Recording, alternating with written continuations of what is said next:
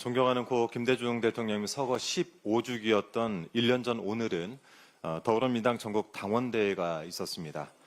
지난 1년 민주당 최고위원으로서 어땠는지 스스로 되돌아보는 날로 삼겠다라는 말씀 드리면서 발언 시작하겠습니다. 지난해 민주당 전당대회 기억을 되짚어보면 그때 저희들은 잘하기 경쟁을 했던 것 같습니다. 그런데 지금 국민의힘 전당대회는 어떻습니까? 참으로 가관입니다. 지난 주말 김문수 당대표 후보 사진이 빠르게 확산이 됐는데요. 국민의힘 당사에서 특검 압수수색을 맡겠다라면서 농성 중인 김 후보가 이 반바지인지 속옷인지 모를 차림으로 침대에 앉아있는 사진이었습니다. 대선 기간 동안에는 나는 방탄조끼가 필요 없다라면서 틈만 나면 앞서풀 풀어 헤치더니 이번 당대표 선거에는 급기야 맨다리 노출입니까? 모르고 본 사람 눈은 도대체 어쩌란 말입니까? 혹시라도 체포영장 집행에 속옷 차림으로 난동을 부린 윤석열처럼 특검과 맞섰다는 선전 문구를 기획하고 있는 것은 아닌지 모르겠습니다. 만일 그렇다면 생각이 참 저렴하고 유치합니다. 안철수 후보에 대해서는 때와 장소를 못 가리는 정치 감각이란 세간의 평가가 줄을 잇고 있습니다. 지난 금요일 광복절 경축식에서 이재명 대통령을 향해 작은 현수막을 펼쳐든 일이 있었죠. 아무리 당대표 선거가 급한 마음 이해는 하지만 광복절 경축식을 자신의 선거 유세장으로 써먹었어야 되겠습니까?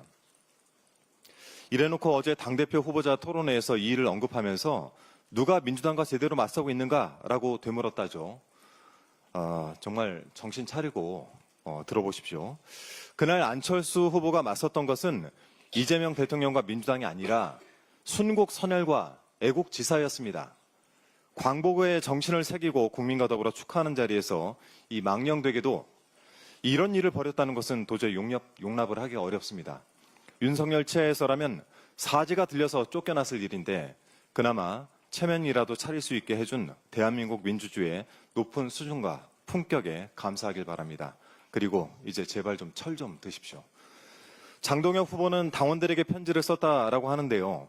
제가 그 편지를 읽어보니까 이재명 정부를 비판한답시고 광란의 권력 파티, 삼류 조폭 정치 같은 수위를 넘나드는 막말이 매우 인상적이었습니다. 이 자백에 가까운 이 말을까지 듣고 있자 보니까 국민의힘 전당대회는 그야말로 팝콘 가게 아닌가 싶습니다.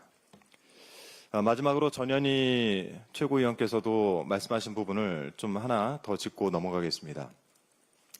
이재명 대통령이 외교 일정을 앞두고 있죠. 23일 한일 정상회담, 25일 한미 정상회담이 예정돼 있습니다.